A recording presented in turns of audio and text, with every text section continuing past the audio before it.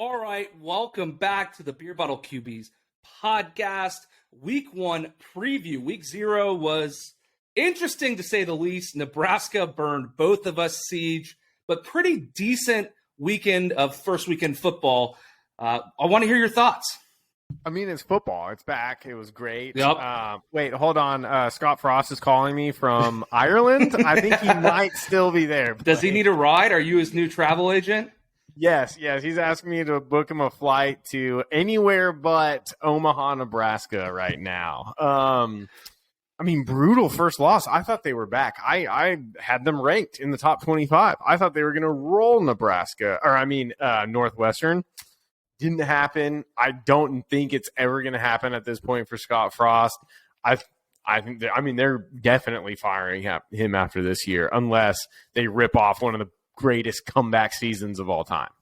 Yeah, it's tough. I mean, that was a really way to lose that ball game too, essentially kind of dominating it for most of the game. And then you have the infamous onside kick. Oh. I still like an onside kick going for the throat, like really putting just your foot on the throat of the other football team and driving in. And I like that move up double digits because I think you're not letting off the gas. But it is hard to argue for that position when you end up losing the game. So I don't hate it. Because they're Nebraska. You can't be doing that if you're Nebraska. Scott Frost needs to realize we have to win this game. And if you line it up and basically play it straight, I feel like Nebraska wins that game. But yeah, I think the problem is that it was a really bad onside kick. And if you're going to do a surprise onside kick, you have to do like the pooch onside kick or somewhere where you're putting it in the middle of the field and you're not giving them a 40-yard field, because that onside kick was abysmal. And if your kicker has done that even once in practice, you don't do it. So major choke job by the kicker. But I still don't hate it too much. But you're right. Like, you can't do that and then go lose the ball game. Really bad for Scott Frost. Really bad start for the season. Our guy, Pete Witt, DM me, says he wants to blow it all up for Dave Aranda. I don't know if Dave Aranda would go to Nebraska. I certainly wouldn't if I were him. Yeah. That's shout out Pete Witt. Dave Aranda's like, ooh, Nebraska, yeah. What a spot. Destination job. No way. I don't think Nebraska's a destination job anymore. Yeah, not a big step up these days. So best of luck, Pete. We're rooting for you. We're Nebraska's guys. We hope Scott Frost turns it around, but a terrible, terrible start to the season and a long flight home. I don't know how many hours it is from Dublin to Omaha, but you're pushing 9-10 hours after that loss. That is an absolutely brutal plane flight home. Brutal. And did you see that Northwestern has a bye, so they stayed until Sunday? They were probably just partying in Ireland. I love that awesome. For them. Hopefully they just had free Guinness. You know, there was free beer in the stadium, so hopefully they got to take part in that after the game. You gotta feel good for Northwestern. Yeah. Pat Fitzgerald. Last thing I want to say about this game, though, Blake, it was so weird. I was like watching it. I was like, okay, Nebraska's in control. They were pretty much in control the whole game, and it gets to the fourth quarter, and you kind of look at the score. You're like, oh, Nebraska's going to lose this game. Yeah. Oh wait, it was insane. I mean, I loved it. It was a great week 0. We already got the Nebraska disappointment out of the way, so it's not football season until that happens. It is not football season until that happens. Absolutely right. All right, Siege. The only other thing I have from last week's week 0 games was Vanderbilt absolutely put it on the Rainbow Warriors in Hawaii. Do you think that Vanderbilt is officially back, or are the Rainbow Warriors unfortunately just not good at all?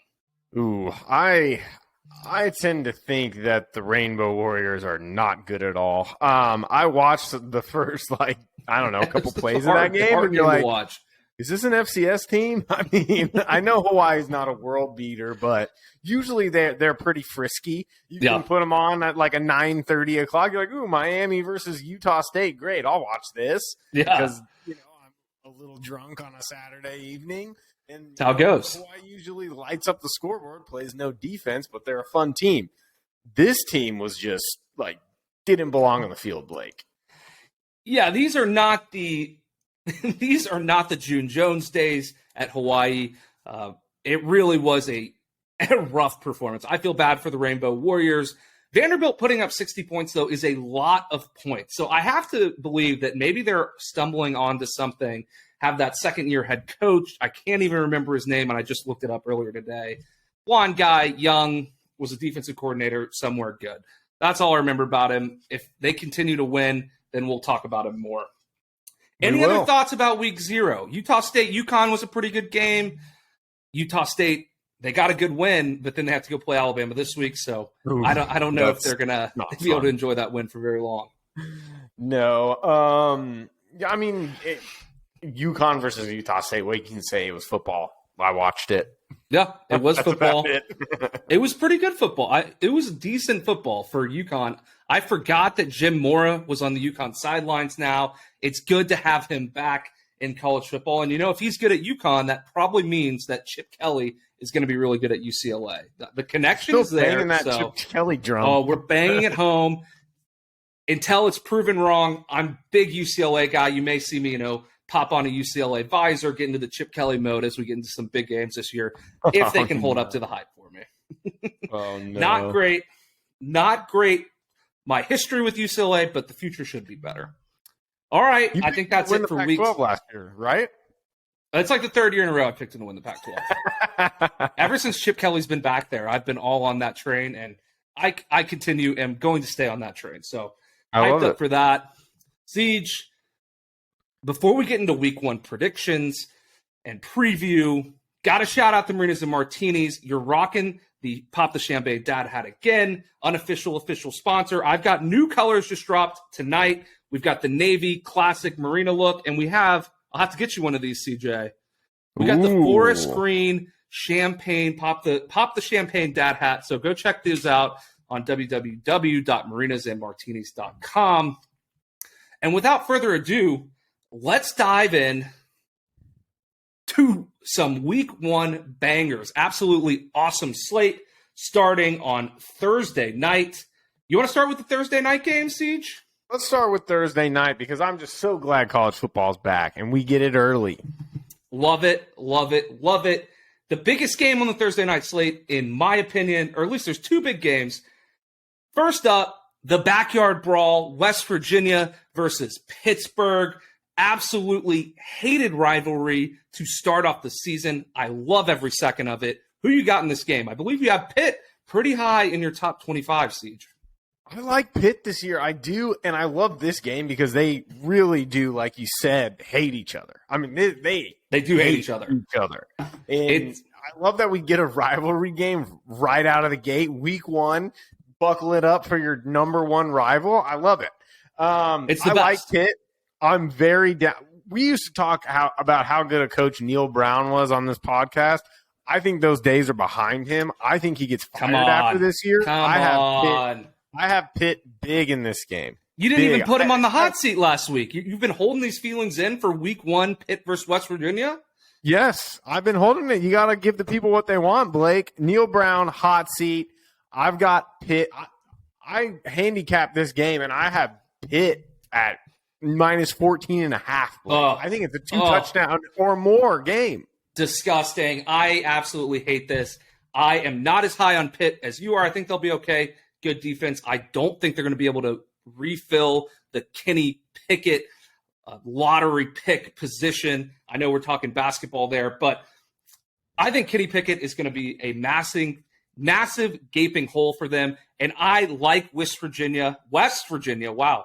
West Virginia in a comeback year. So I like Neil Brown. I like JT Daniels. I like West Virginia taking home the backyard brawl. I just have a feeling that this is the year he puts it together, has a decent season, wins 8-9 games. I think the Big 12 is kind of set up for it because it's wide open. And I think he has a quarterback that could potentially do some damage if he can stay healthy. People forget JT Daniels started the first 4 games of the season last year for Georgia and played pretty darn well until he got injured. People forget. That's true. I mean, he didn't play amazing. It's not like he played well. Quarterback. He was pretty good. He was all right. He was pretty good. They didn't lose any of those games. That's true. Pretty good. All right.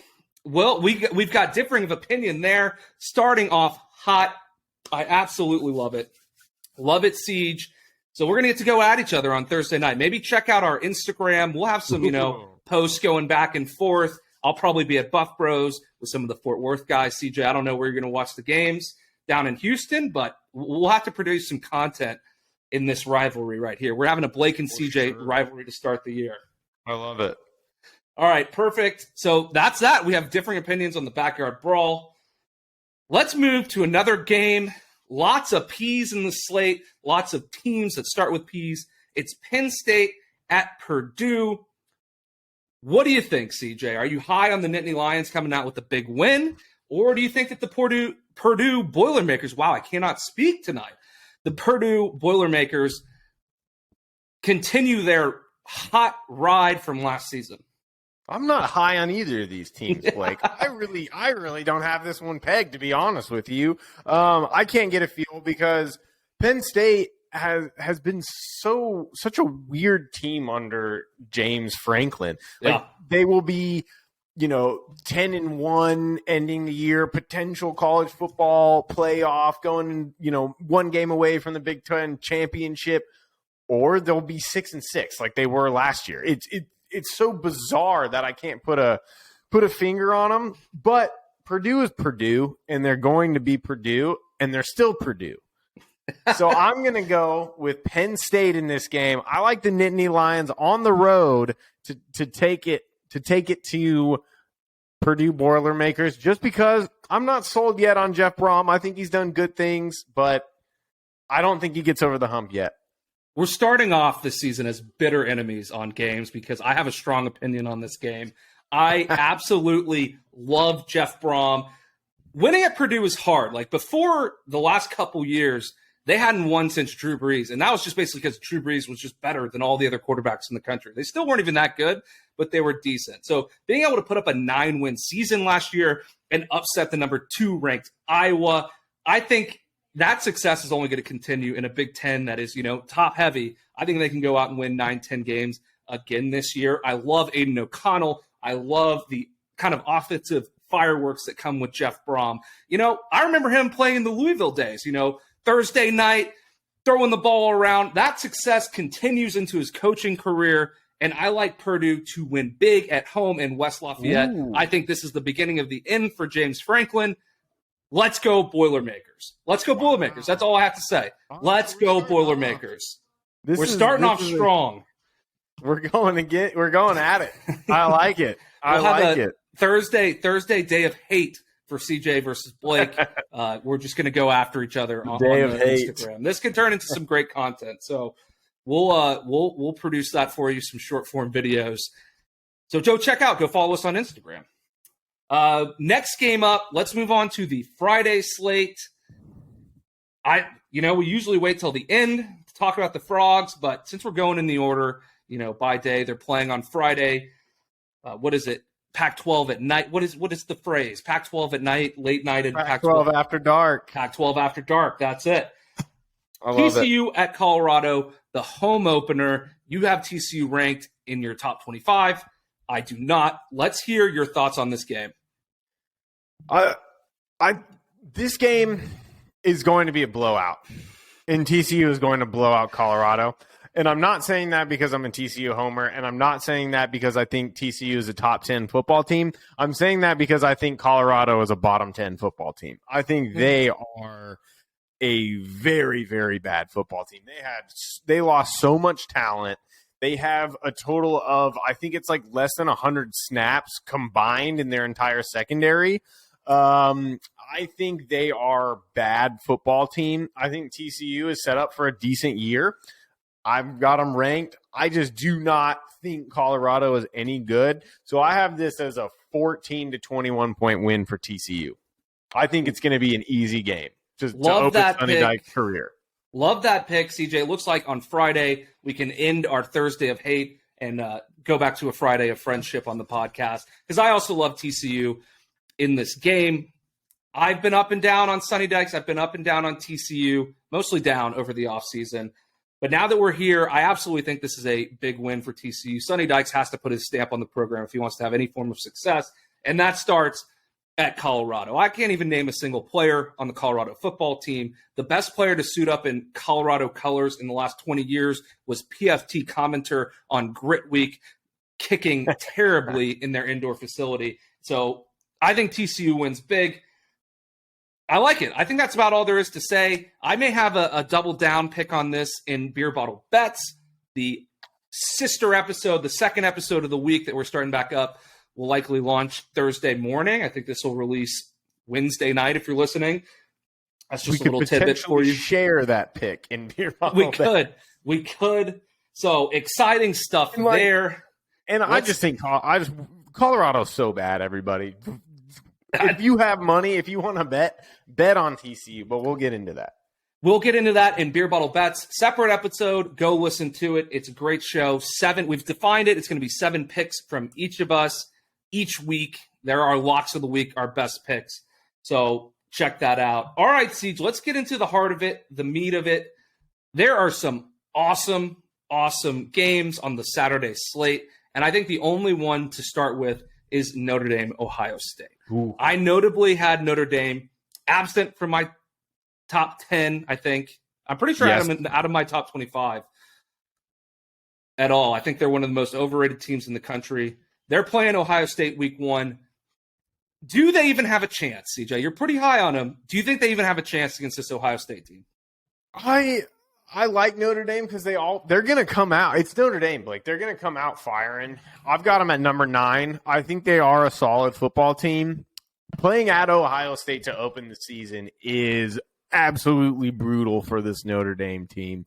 Brutal. Notre Dame always needs early wins to get that momentum to get rolling. Usually, they're one of those franchises like Texas, like your Georgia's, Oklahoma's, Ohio State's, all these guys. If they lose a game early, sometimes the wheels come off. And that is true. I think the wheels are going to come off of Notre Dame against Ohio State.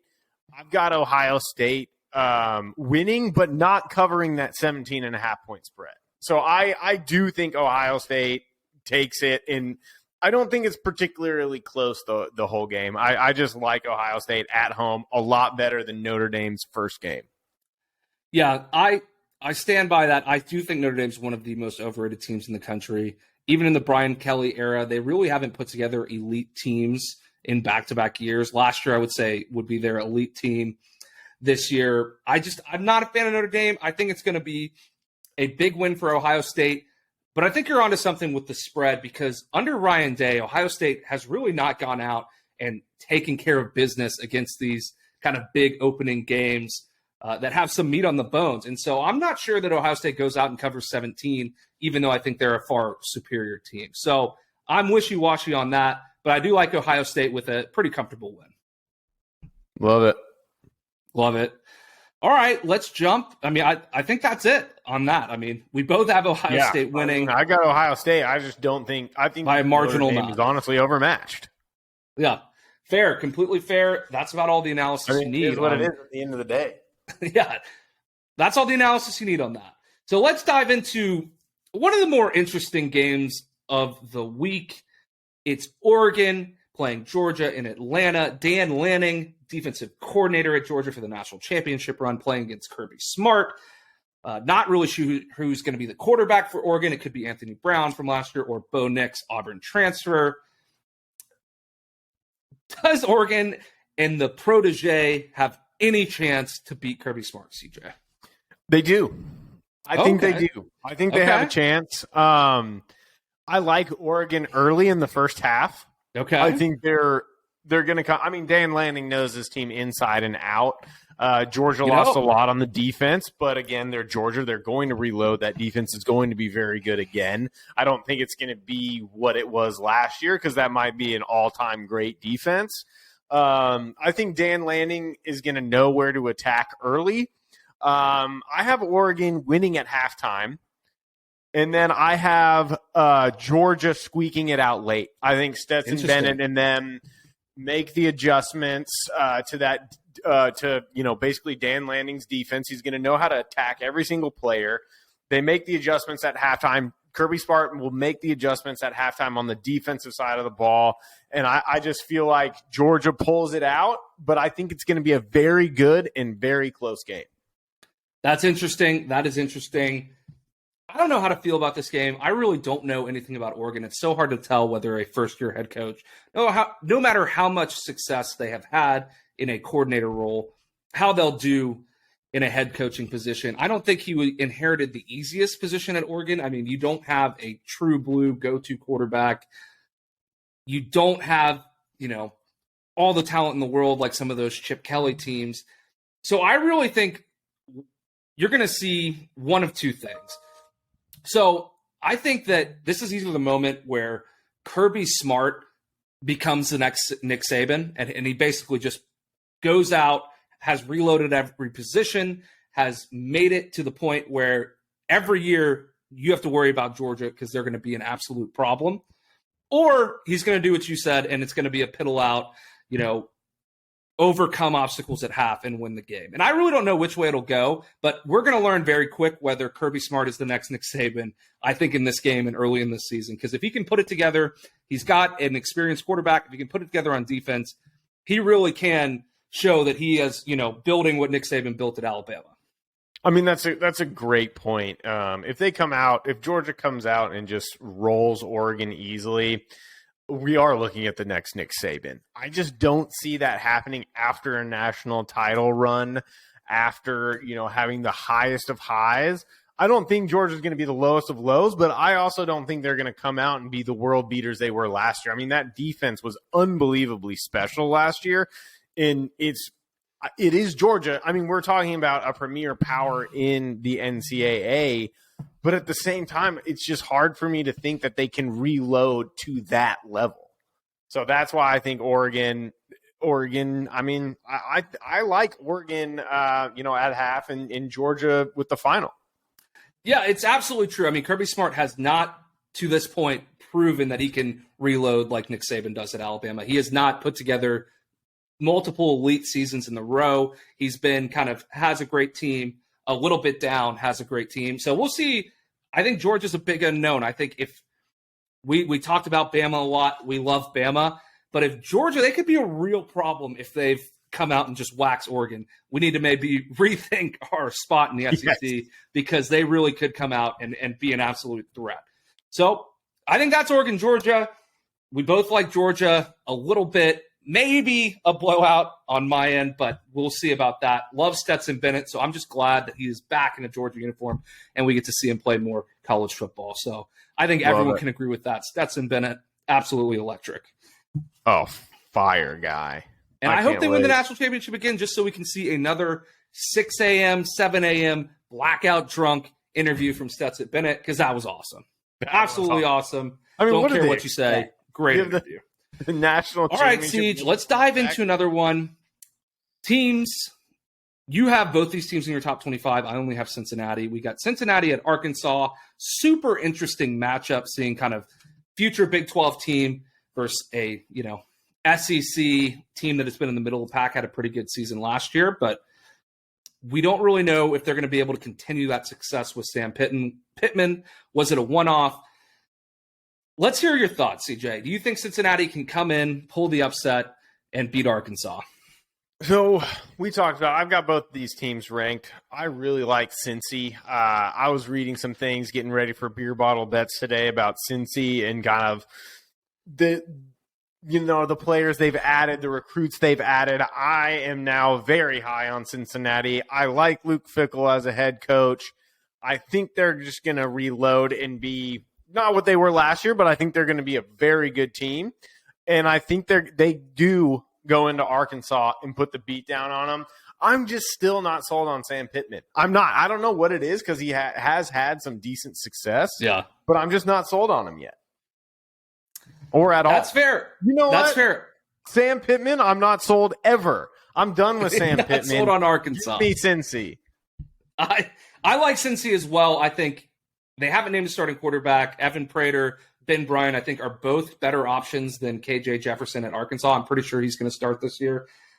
I'm with you. Luke Fickell is definitely the known quantity. He is the proven winner out of those two. Sam Pittman had one good year. He's obviously a good motivator, but when you have one good year in the SEC kind of as a surprise, you don't get overlooked the next year. That's why A&M and all these teams, Kentucky, they have one good year, and then the next year they can't recreate the success because they're not being overlooked when you end in the top of the conference. You get a lot more talked about. People get more hyped up to play you.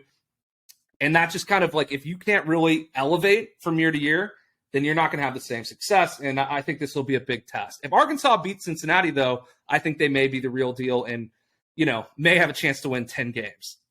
Won't win the conference, but if they can beat Cincinnati, I think that's looking pretty good for Arkansas fans. 10 win season for Arkansas. But they won 9 games last year. True. If they can beat Cincinnati in game 1, I mean, I don't know why they couldn't win 10 wins or couldn't get 10 wins.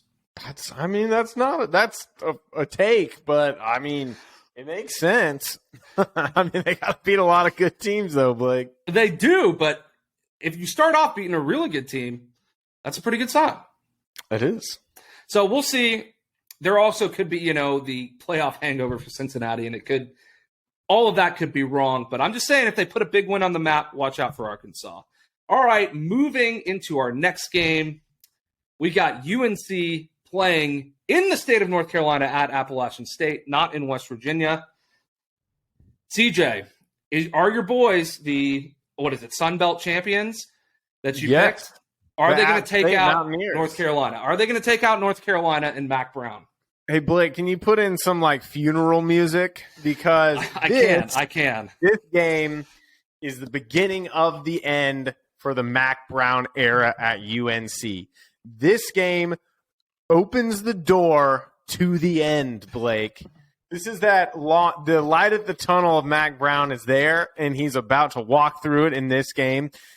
If you're UNC, you cannot lose to App State. You cannot lose to a Sun Belt team to open the season. And guess what? They get the Sun Belt champions.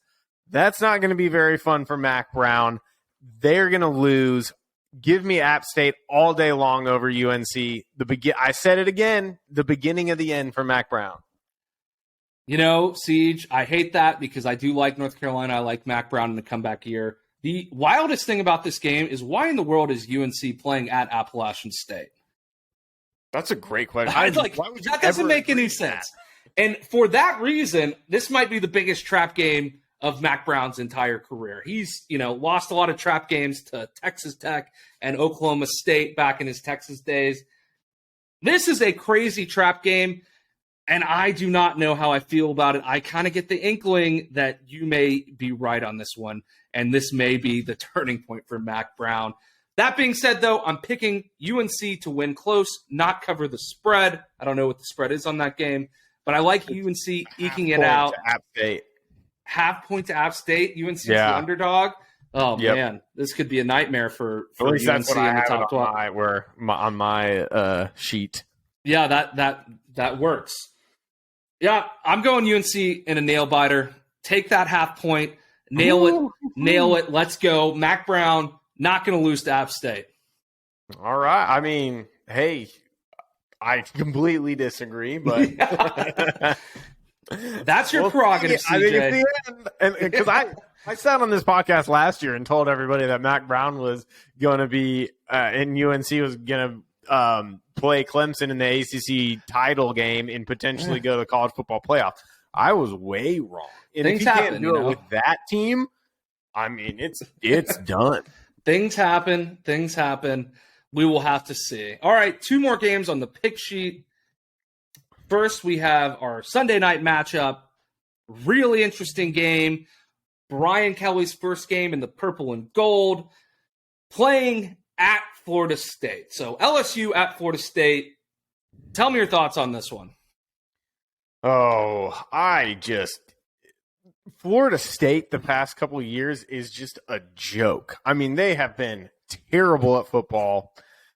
And, I mean, you have Brian Kelly. Say what you want about the way he went out at Notre Dame, but you sat on this podcast last week and basically told us how good Brian Kelly was. So I've got LSU. I just don't see it with FSU. They're going to have to fire their coach.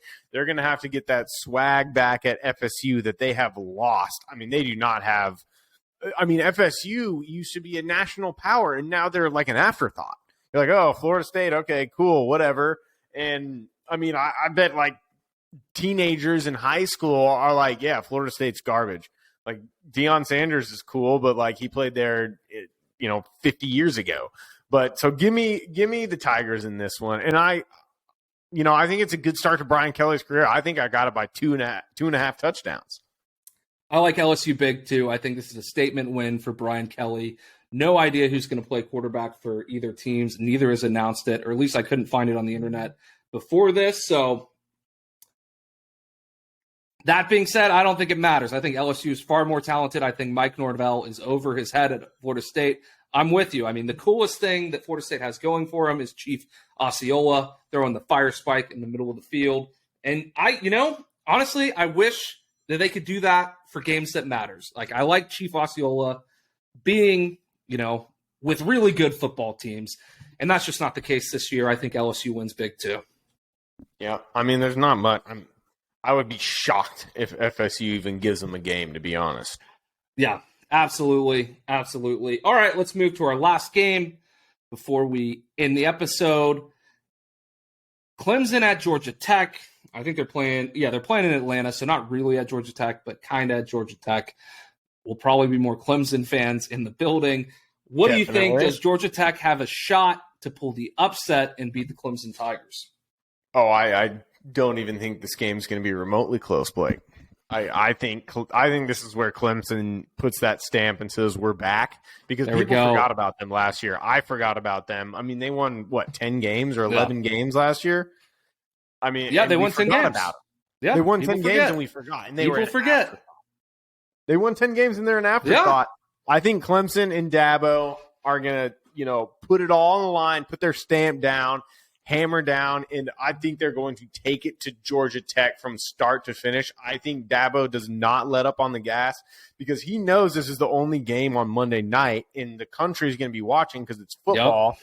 Yep. And Dabo has to prove to the nation that Clemson is back. And I think it's going to be an absolute massacre. I agree. I think DJ Uiagalelei comes out, puts his stamp on his Heisman Trophy running, says, I'm here to compete for the Heisman Trophy. I'm here to win a national championship. I think he has a huge game, throws for 400-plus yards. Clemson rolls Georgia Tech, not even close. Couldn't agree more, Siege.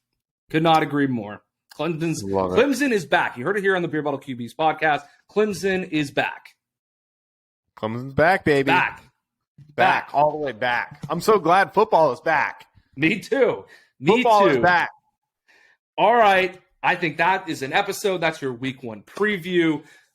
Tomorrow, if you're listening to this on Wednesday night, Thursday morning, Beer Bottle Bets is going to come out. Go listen to that. If you're listening to this on Thursday or Friday, it's already out. So that's great for you. You get to go listen to 2 podcasts in one day with the best picks in college football. Go out. Go follow us up. We're on TikTok, Instagram, YouTube, the Beer Bottle QBs. Go follow us. We're going to have extra content there. Every week you can watch this recording, see the video of me and CJ's beautiful faces on our YouTube channel. Or you can listen to us wherever you listen to us, but you'll get extra content on Instagram and TikTok. I've started doing clips. We're going to start doing some added content. Look out for Thursday's Instagram day of not just rivalry week for West Virginia and Pittsburgh. It's rivalry week for Blake and CJ on Thursday. So rivalry day. We'll get some chirping going. We're going to get some halftime chirps. Going to get some halftime chirps. So that'll be electric. All right. That's an episode. Love it. All right. You ready to roll into picks? Let's do it. All right, CJ. Welcome.